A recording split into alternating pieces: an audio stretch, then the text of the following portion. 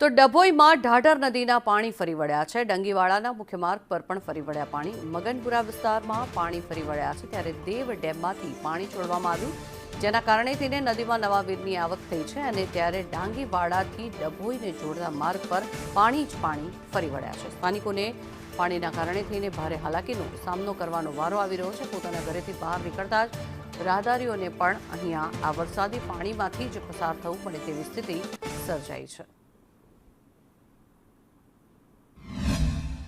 ડભોઈ તાલુકાના દંગીવાડા ગામે છે તે ઢાઢરના પાણી ફરી વળતા અહીંયા મુખ્ય માર્ગો પર પાણી ફરી વળ્યા છે।